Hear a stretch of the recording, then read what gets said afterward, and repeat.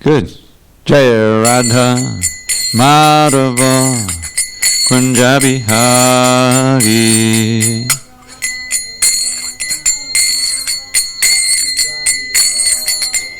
Jaya Radha Madhava Kunja Bihari.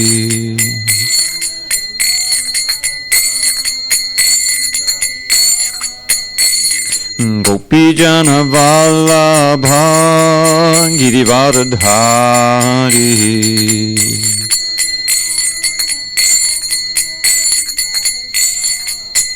Jai Gopijana Vallabha Girivardhari.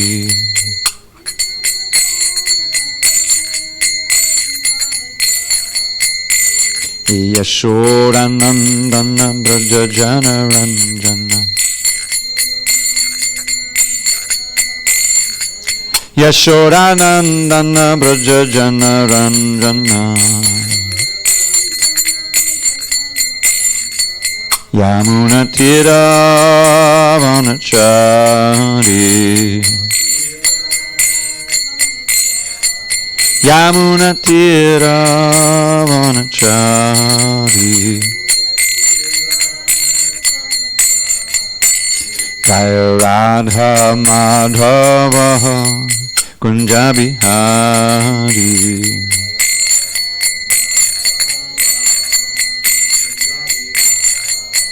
Jaya Radha Madhava Kunja Bihari.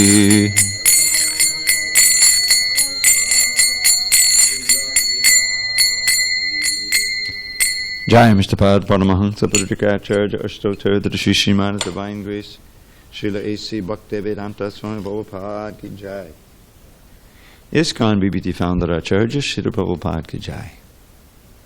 Jai Om Vishnupad Paramahansa Pradikacharya Ashtotar the Shri Srimad Divine Grace Srila Bhakti Siddhanta Saraswati Thakur Ki Jai. Ananda Koti Vaishnavinda Ki Jai. Namacharya Srila Haridas Thakur Ki Jai. Srimad Bhagavad Gita Ki Jai. Samaveda Bhaktivinoda Ki Jai. All glory to the assembled devotees. All glory to the assembled devotees. All glory to the assembled devotees. All glory to Shri Guru and Gauranga. Okay. Where are we? Are we on 12 now? I think we are.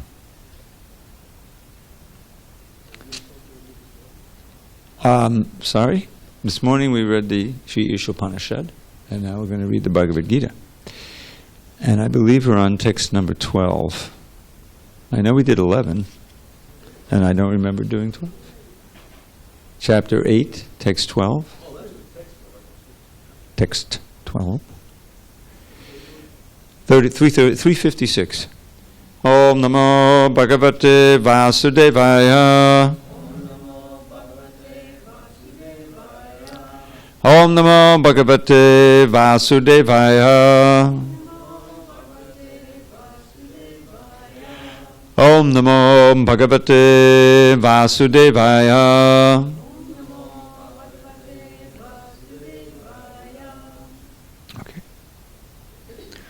On the 16th day of December 2019 in SanDiego, we're reading from Srimad Bhagavad Gita as it is, translation and commentary by His Divine Grace, A.C. Bhaktivedanta Swami Prabhupada. And we are in chapter 8 entitled, Attaining the Supreme. And we'll be reading from text 12, page 356. Harekrishna. Sarvadvarani Sanyamya Mano Ridi Nirudyacha Murdhyadhayatmanak Pranam Astito Yogadharinam Sarvadvarani Sanyamya Mano Ridi Nirudyacha Murdhyadhayatmanak Pranam Astito yoga dharanam sarvadvarani sanyamya mano vriddhi nirudhyacha modhyadhyatmana pranam astito yoga dharanam. 356. You can't. Oh, okay. So it doesn't matter. Just listen. Listen. Sarvadvarani sanyamya mano vriddhi nirudhyacha modhyadhyatmana pranam astito yoga dharanam. You want to try it, Chris? No. Okay. You're up, Darshan.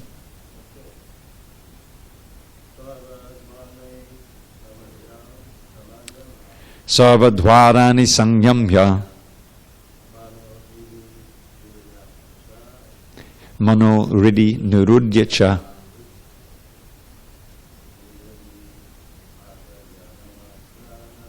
modhyadhyatmana pranam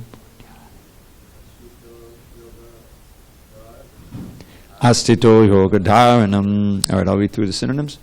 Sarvadvarani, all the doors of the body. Sangyamya, controlling. Manaha, the mind. Vriddhi, in the heart. Nirudhya, confining. Cha, also. Murdhni, on the head. Adhaya, fixing. Atmanaha, of the soul. Pranam, the life air. Astitaha, situated in. Yoga dharanam, the yogic situation. Translation. The yogic situation is that of detachment from all sensual engagements, closing all the doors of the senses and fixing the mind on the heart and the life air at the top of the head. One establishes himself in yoga. Purport. To practice yoga as suggested here, one first has to close the doors of all sense enjoyment. This practice is called pratyahara, or withdrawing the senses from the sense objects. The sense organs for acquiring knowledge, the eyes, ears, nose, tongue, and touch, should be fully controlled and should not be allowed to engage in self-gratification. In this way, the mind focuses on the supersoul in the heart, and the life force is raised to the top of the head. In the 6th chapter, this process is described in detail, but as mentioned before, this practice is not practical in this age. The best process is Krishna consciousness. If one is always able to fix his mind on Krishna in devotional service, it is very easy for him to remain in an undisturbed transcendental trance or in samadhi. Okay, time out. Excuse me.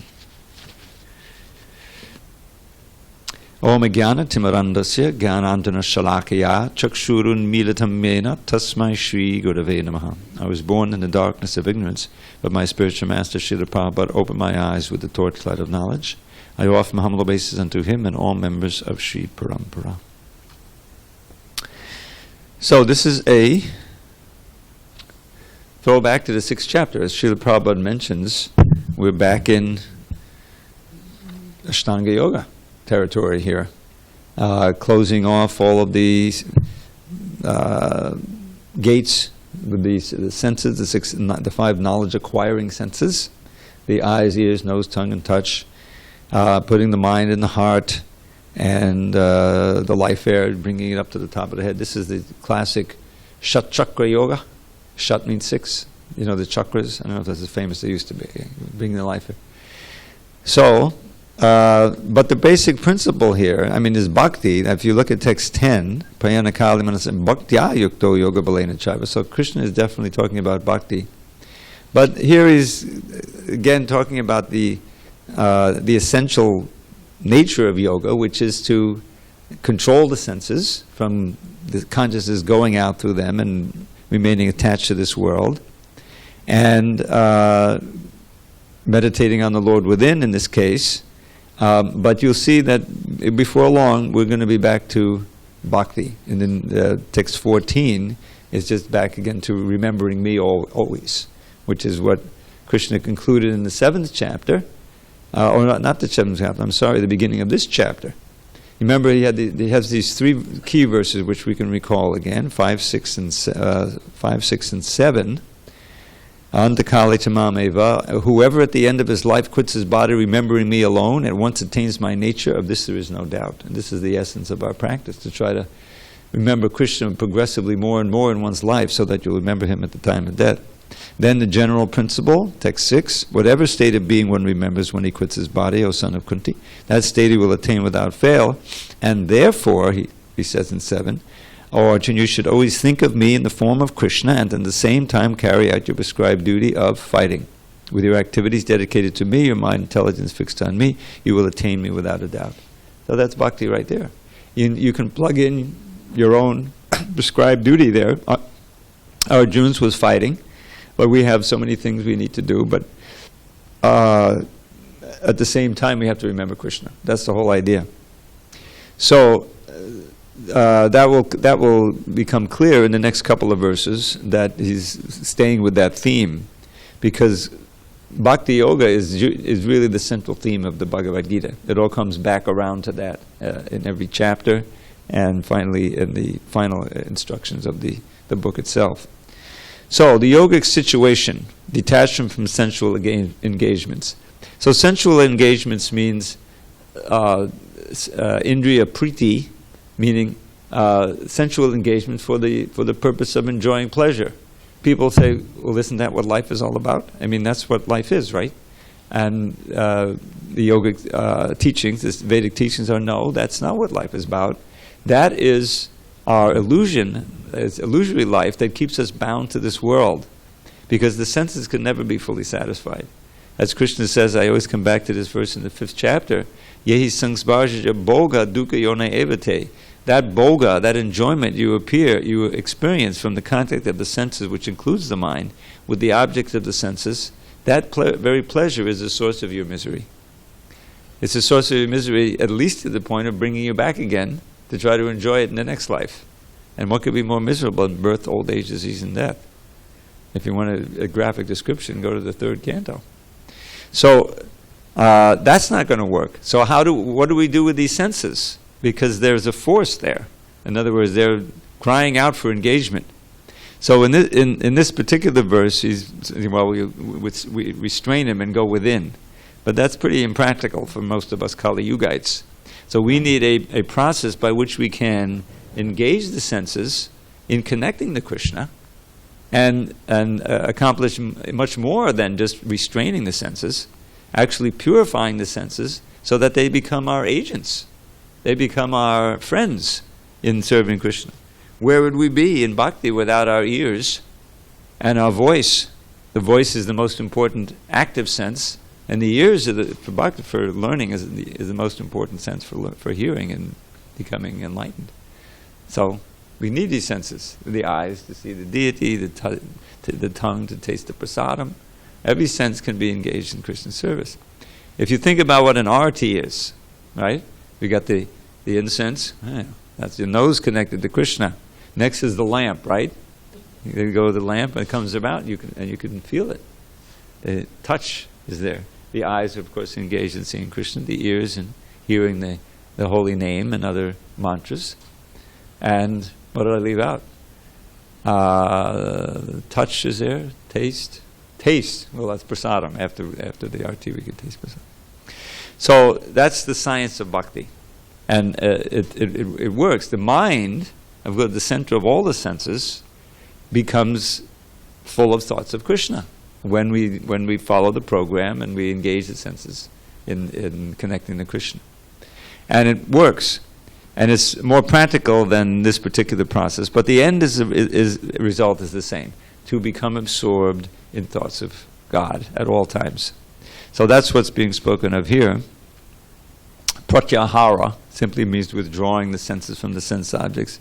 If you recall, Prabhupada ends the purport with the word samadhi, so he's following these ashtanga. We'll just go through them real quick, just to see how impossible they are for us. First is yama and niyama. Yama and niyama. Yama and niyama means the don'ts and the do's. In any process, there are a series of don'ts and a series of do's. And if the better you follow them, positive and negative, the quicker advancement you make. So yama, the 4 regular principles, and all kinds of other ones. And the do's, in this case of Ashtanga Yoga, Krishna gave very explicit instructions in the 6th chapter. Go alone, go to a secluded place, sit on a certain kind of seat, sit up straight, he mentions that. Fix the mind between, the tension between the eyebrows, all of these different things. So yama, niyama, asana, sitting. The seat is important, full lotus or, there's others. And then from there, then you can practice pranayama. Drilling the respiration to quiet the mind, to focus the mind. Pratyahara, mentioned in this purport, withdrawing the senses from the sense objects. Now, you're sitting alone in a cave, so where's the sense objects? They're all inside. You have to discipline the mind so that the senses aren't pulling you here and there with thoughts of sense gratification. And then you're ready for concentration. Concentration on the Lord within. From wherever and whatever the mind wanders, bring it back under the control of the self. So that's, practice. And if you, after long practice, if you're successful, you'll actually be able to meditate. That's the 7th one, dhyana. So dharana is concentration, and that matures into actual meditation. And that perfection of meditation is samadhi. Full absorption in the object of meditation without any deviation. So, I don't know if you've ever tried it. Not easy. Just to get past the asana side, section for us. Much more practical chanting and dancing, chanting on the beads. So that's, but there's a little throwback here to the 6th chapter, the yogic principles.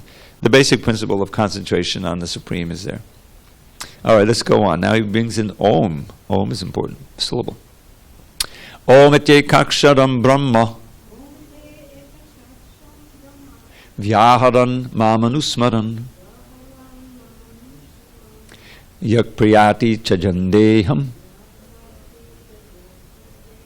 sayati paramam gatim. After being situated in this yoga practice and vibrating the sacred syllable Om, the supreme combination of letters, if one thinks of the Supreme Personality of Godhead and quits his body, he will certainly reach the spiritual planets. Now, Bhagavad writes the Supreme Personality of Godhead, but Krishna says Mom here. But back to me. I don't know if you noticed, but Krishna got into third person here for quite a while, talking about meditate on the Lord, who is this and that. But he's speaking. He's the Lord. What did he say, third person? So now we're back to Mom. Mom and Uswan. If one vibrates Om and thinks of me, then will certainly come to me. Well, you vibrate harekrishna and think of me. That's the idea. And Prabhupada will mention that in the purport. It is clearly stated that Om, Brahman, and Lord Krishna are not different. The impersonal sound of Krishna is Om, but the sound Hare Krishna contains Om. The chanting of the Hare Krishna mantra is clearly recommended for this age. So if one quits his body at the end of life chanting Hare Krishna, Krishna Krishna, Hare Hare, Hare Rama, Rama Rama, Hare Hare, he certainly reaches one of these spiritual planets according to the mode of his practice. The devotees of Krishna enter the Krishna planet, Goloka Vrindavan. For the personalist, there are also innumerable other planets known as Vaikuntha planets in the spiritual sky, whereas the impersonalists remain in the Brahmajyoti. So, now we're coming back to pure devotional yoga, and it's interesting, Krishna keeps talking about me now. Now he's back to talking personally about himself. Because he kind of segued into the role of the guru, speaking to Arjuna and talking about the personality of Godhead. But now he's back to talking about me. It's much more personal. If one vibrates Om and thinks of me, well, even if you don't vibrate Om, if you think of me, but vibrating Om, it's a sacred syllable, it helps fill the mind with sacred thoughts about Krishna. So this is, he's back to the same theme. Remember from the beginning of the chapter, Priyati Chajandeham, giving up the body and thinking of me, you will come to the Supreme, as the Supreme Gati, the Supreme goal, the destination. Prabhupada makes it clear that's Krishna's planet, Goloka Vrindavan, or Vaikuntha planets, if one is thinking of another form of Krishna. So that's pretty clear. Now this next verse is, memorable. It kind of summarizes everything. Ananyacheta satatam. I'll do it again. Maybe try it, Chris. You can do it. Ananyacheta satatam. Yo mam smadati nityashaha. All right, let's try that one word at a time. Yo, mam, smadati, nityashaha. Nityashaha. Okay. Now I'll try the line. I'll say, you say. Yo mam smadati nityashaha. Perfect. Tasyaham sulabhak partha. Nityayuktasya yoginaha. Much better. I think we'll do that. We'll go a little slower, word by word. We can do it. Okay. Now this is, I always love this verse because it like summarizes the whole program. For one who always remembers me without deviation, I am easy to obtain, O son of Pita, because of his constant engagement in devotional service. Purport. This verse especially describes the final destination attained by the unalloyed devotees who serve the Supreme Personality of Godhead in Bhakti Yoga. Previous verses have mentioned 4 different kinds of devotees: the distressed, the inquisitive, those who seek material gain, and the speculative philosophers. Different processes of liberation have also been described: karma yoga, jnana yoga, and hatha yoga. The principles of these yoga systems have some bhakti added, but this verse particularly mentions pure bhakti yoga, without any mixture of jnana, karma, or hatha. As indicated by the word ananyacheta, in pure bhakti yoga, the devotee desires nothing but Krishna. A pure devotee does not desire promotion to heavenly planets, nor does he seek oneness with the Brahmajyoti or salvation or liberation from material entanglement. A pure devotee does not desire anything. In the Chaitanya Charitamrita, the pure devotee is called nishkama, which means he has no desire for self-interest. Perfect peace belongs to him alone, not to them who strive for personal gain. Whereas a jnana yogi, karma yogi, or hatha yogi has his own selfish interests, a perfect devotee has no desire other than to please the Supreme Personality of Godhead. Therefore, the Lord says that for anyone who is unflinchingly devoted to him, he is easy to attain. A pure devotee always engages in devotional service to Krishna in one of his various personal features. Krishna has various plenary expansions and incarnations, such as Rama and Nrsimha, and a devotee can choose to fix his mind in loving service to any of these transcendental forms of the Supreme Lord. Such a devotee meets with none of the problems that plague the practitioners of other yogas. Bhakti yoga is very simple and pure and easy to perform. One can begin simply by chanting Hare Krishna. The Lord is merciful to all, but as we have already explained, he is especially inclined to those who always serve him without deviation. The Lord helps such devotees in various ways. As stated in the Vedas, the Katha Upanishad 1.2.23, Yame vaisha vinute tena labhyas tasyaisha atma vivrinute tanum swam. Vivrinute tanum swam. One who is fully surrendered and engaged in the devotional service of the Supreme Lord can understand the Supreme Lord as he is. And as stated in the Bhagavad Gita 10.10, Tadami buddhi yogam tam, the Lord gives such a devotee sufficient intelligence so that ultimately the devotee can attain him in his spiritual kingdom. The special qualification of the pure devotee is that he is always thinking of Krishna without deviation and without considering the time or place. There should be no impediments. He should be able to carry out his service anywhere and at any time. Some say that the devotee should remain in holy places like Vrindavan or some holy town where the Lord lived. But a pure devotee can live anywhere and create the atmosphere of Vrindavan by his devotional service. It was Sri Advaita who told Lord Chaitanya, "Wherever you are, O Lord, there is Vrindavan." As indicated by the word satatam and nityasha, which mean always, regularly, or every day. A pure devotee constantly remembers Krishna and meditates upon him. These are qualifications of the pure devotee for whom the Lord is most easily attainable. All right, that should be a comma after pure devotee there. Bhakti Yoga is the system that the Gita recommends above all others. Generally, the Bhakti Yogis are engaged in 5 different ways. 1, Shanta Bhakta, engaged in devotional service in neutrality. 2, Dasya Bhakta, engaged in devotional service as servant. 3, Sakya Bhakta, engaged as friend. 4, Vatsalya Bhakta, engaged as parent. And 5, Madhurya Bhakta, engaged as conjugal lover of the Supreme Lord. In any of these ways, the pure devotee is always constantly engaged in the transcendental loving service of the Supreme Lord and cannot forget the Supreme Lord, and so for him the Lord is easily attained. A pure devotee cannot forget the Supreme Lord for a moment, and similarly the Supreme Lord cannot forget his pure devotee for a moment. This is the great blessing of the Krishna conscious process of chanting the Maha Mantra. Harekrishna, Harekrishna, Krishna Krishna, Hare Hare, Hare Rama, Rama Rama, Hare Hare. Well, you can see Prabhupada finally got to write the purport for the verse that is just pure bhakti here. So I always, when I first read this verse, and whenever I read it now, I think for one who always remembers me with deviation, I am easy to obtain. But getting to the point of always remembering Krishna without deviation is not so easy. Once you attain it, then it's easy. Because of his constant engagement in devotional service. So, how to get to that point of always remember Krishna without deviation? This brings up another one of these ashtakas that I found in the Bhagavatam.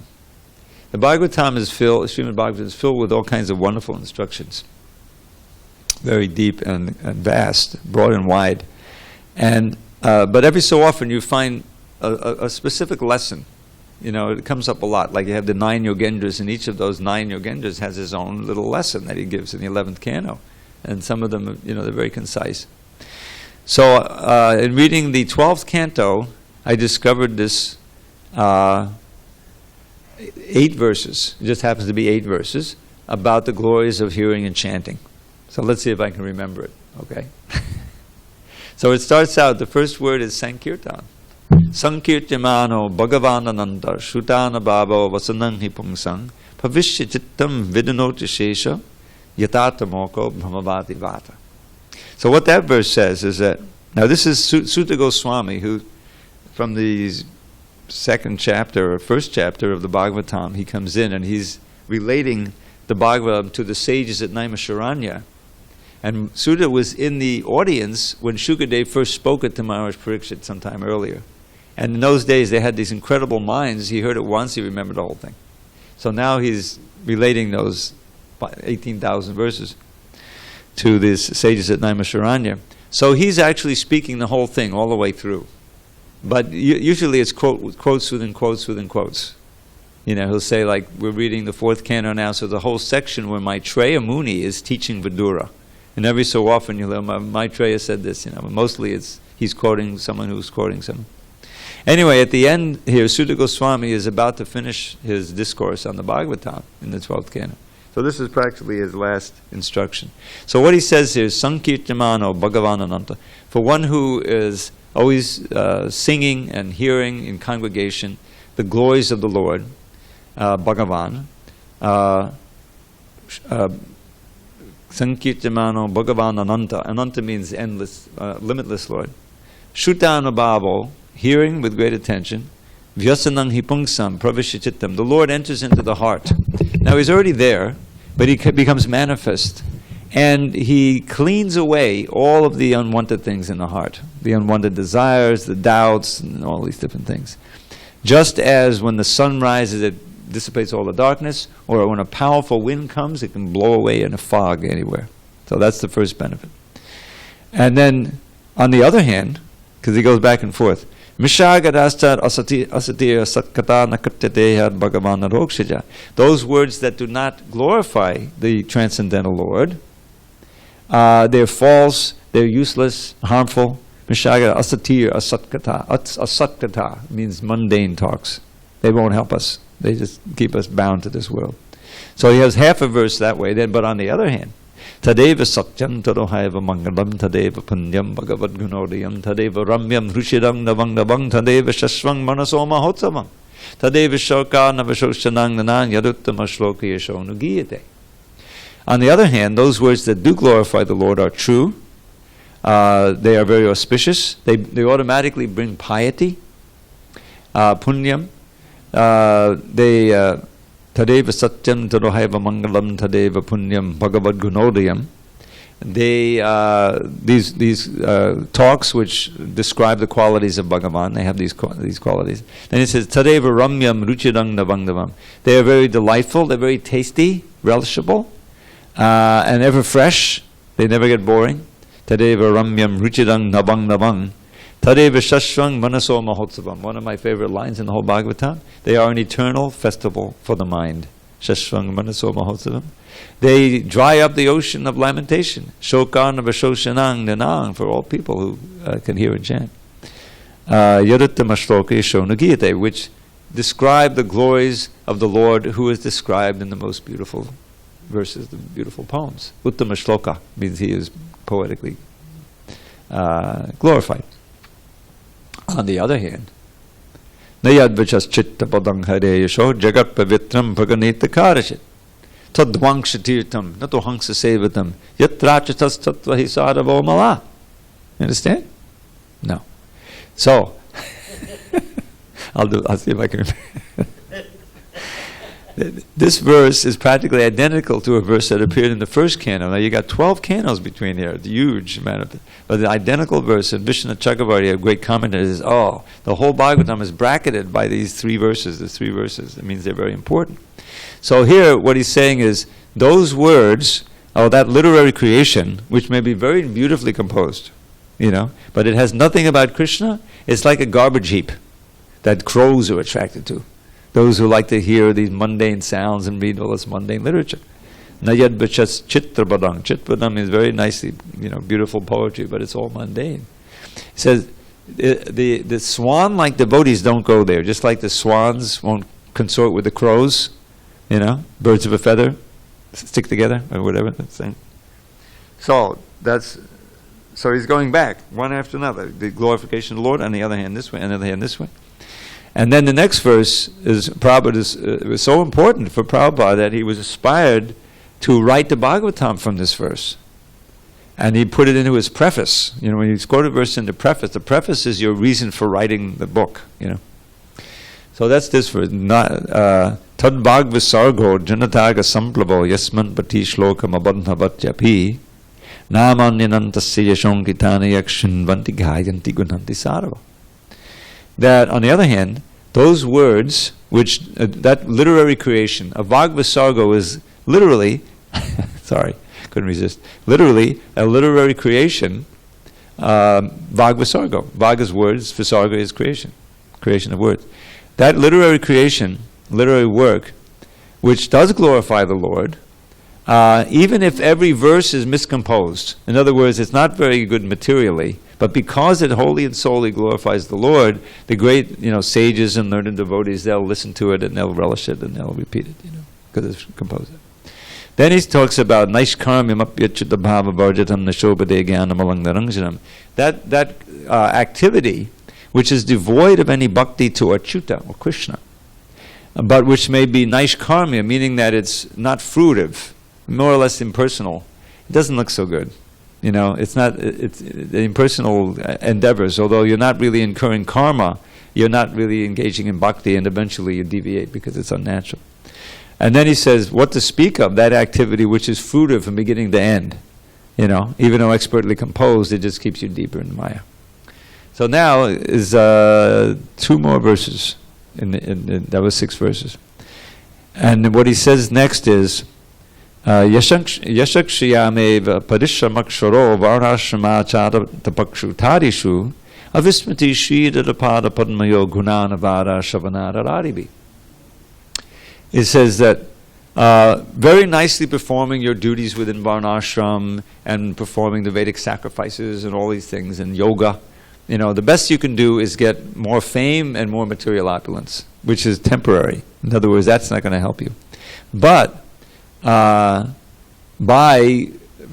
offering respect and offering attention to hearing glorification of the Lord, one comes to the point of constant remembrance of his lotus feet. And then the last verse describes the benefit of that, which is exactly what we just read about. Ananya chetak satatam. Ananya chetak means your mind not going anywhere else but the lotus feet of Krishna. Constant remembrance.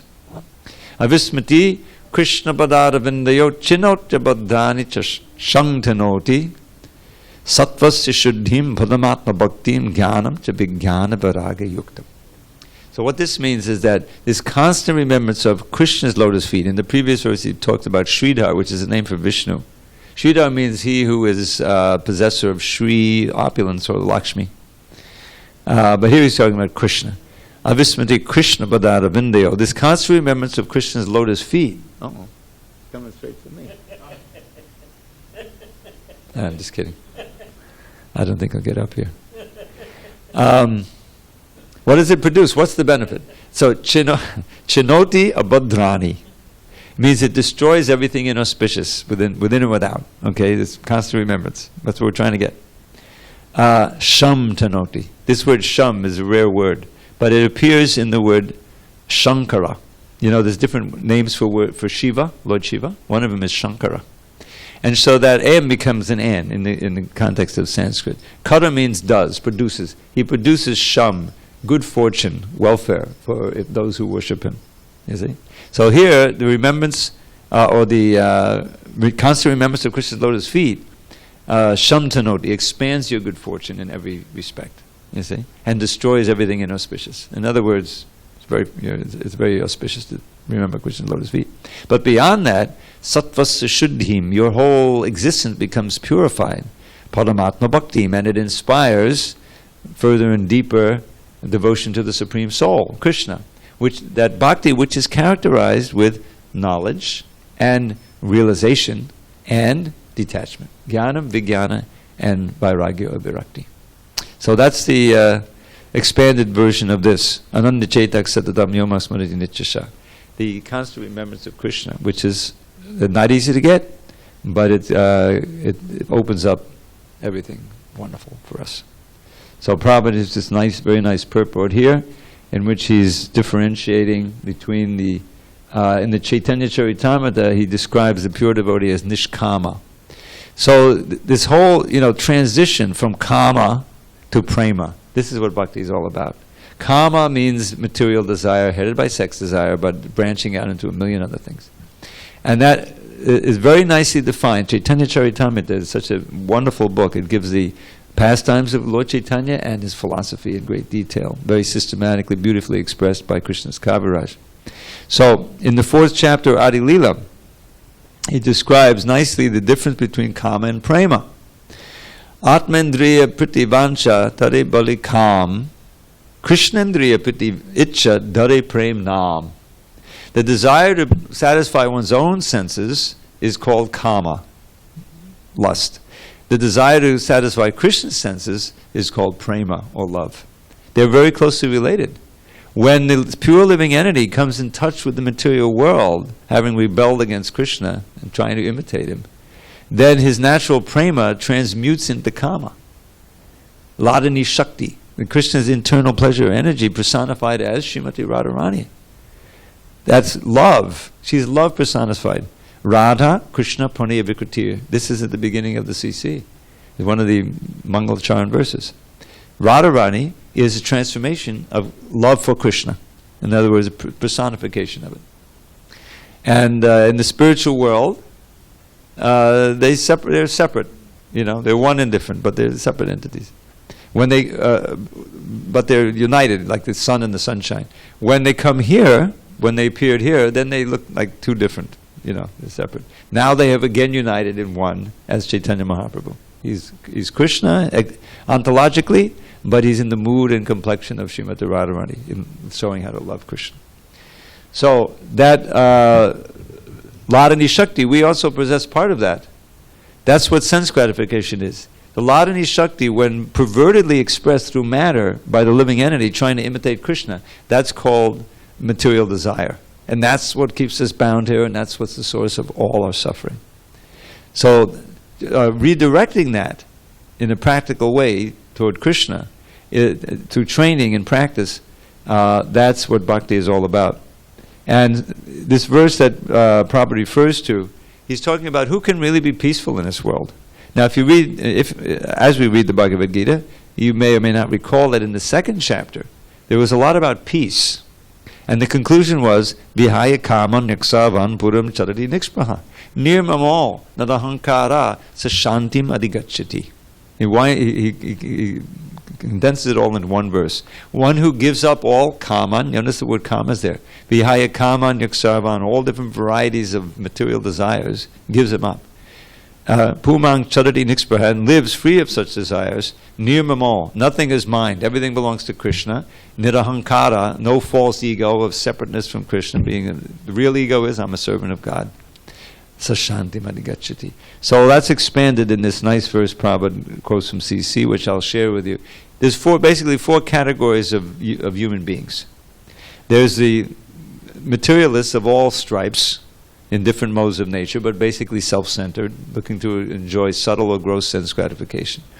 So this is called bhukti kamis. A kami is one who is looking for some variety of self-gratification. So that's bhukti kami. Then you have the mukti kamis, those who are aspiring to enjoy liberation from birth and death, so they won't have to suffer anymore. That in itself is a pleasure, being free from all suffering. So the mukti kamis. And then you have the siddhi kamis, the yogis we're reading about, who practice Ashtanga yoga and become very enamored of the different powers that you can develop, yogic powers, which you can even see sometimes expressed in the modern day yogis. There are some who are able to, become advanced in that regard. But that's not bhakti. And none of them are peaceful. It says bhukti, mukti, siddhi, kami, sakala, ashanta. Why? Because they want something. They want something material. Even these amazing yogic cities of being able to read minds, walk on water, lighter than the lightest, I mean, Prabhupada saw some of this. He told this story of this yogi who came to Delhi, I think it was. And, the British were ruling. And Delhi is fairly near to the Himalayas. So he came out of the Himalayas, naked, walking in the street. So that's not permitted. The British Raj, So they arrested him. You heard this story. Next day he's out in the street. How did he get out? They arrested him, put him in. Next day he's out in the street. He's smaller than the smallest. He can get through the keyhole. Yeah. That's the real yogic city. He was able to do it. They couldn't do anything about it. Get out of here. Go up back to the Himalayas. Or Prabhupada said he heard from a friend of his who his father or somebody had entertained a yogi. And so his friend was a young boy, and the yogi who was in his house asked him, well, just tell me what you want. I'll get it for you. Okay, I want a pomegranate from Kashmir. It's known to be, they're meant to be very good, So he said, okay, go in your room there. You'll see. So he goes in the room, and there's a fresh branch of a pomegranate tree with several pomegranates on. Yeah, you can do it. So anyway, but that's not bhakti. It may be very amazing to see, but you still want something. You still want something. You want the cities. There's always another yogi who's more powerful than you. You remember the story, Vishwamitra yogi, who was envious of Ambarish, a great king, who had no cities. He used his whole life for serving Krishna. There's a famous set of verses which I don't know by heart. Savayamana Krishna. He first put his mind on the Lord, and then his ears he used to hear about the Lord, his tongue and voice he used to glorify the Lord, his hands to wash the temple, paraphernalia, his feet to go to the temple. Everything was engaged, just a list. So he was a wonderful devotee, and everyone revered him for that, even though he was the king. He was involved in various material things, but he was basically always thinking of Krishna. So Vishwamitra, was it Vishwamitra?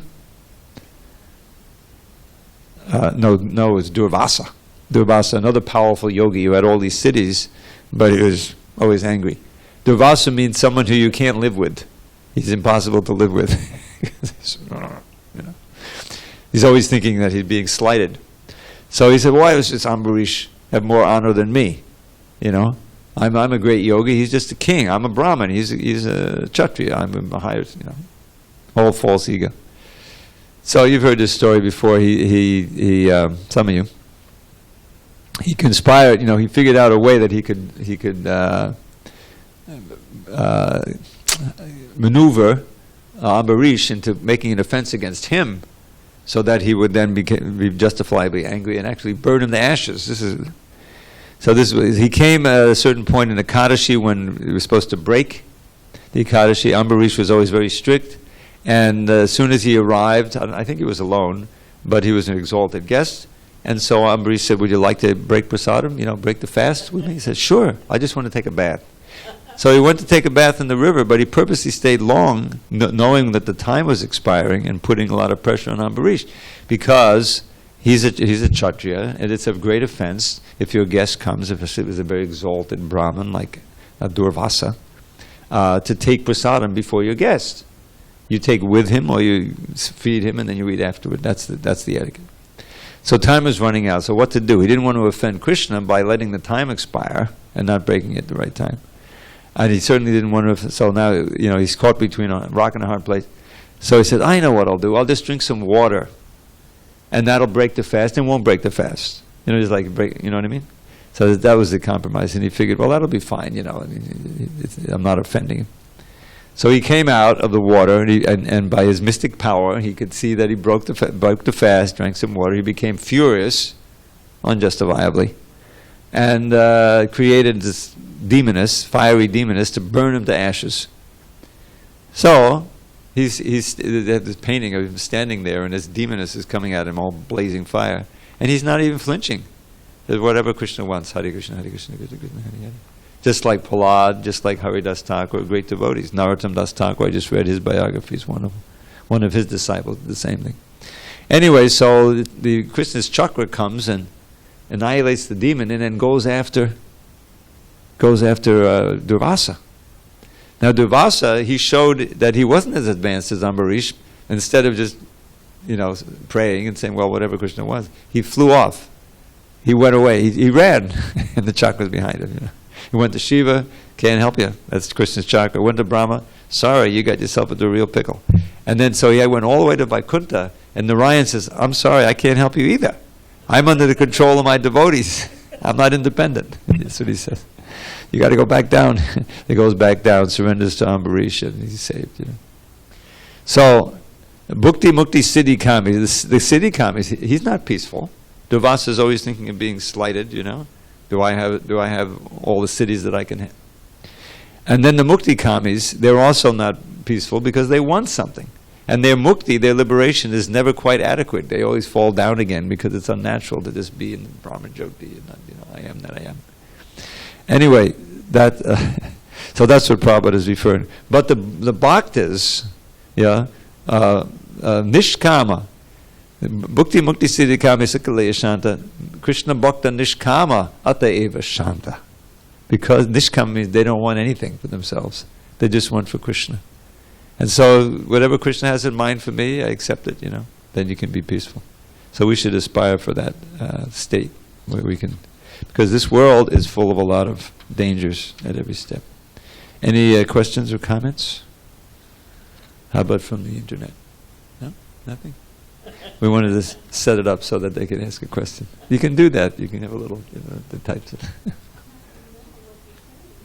that's the, well, they can send a text or something, you know, and you can say, oh, okay, yeah, we can answer that. I've seen it when I go to Columbus. There's a fellow who sits next to me, and we got 4 or 5, 6 people, you know, and they say, huh? Yeah, and he's telling, oh, so and so asks this question, you know, like that. Chris has a question. Go ahead. I'll repeat it.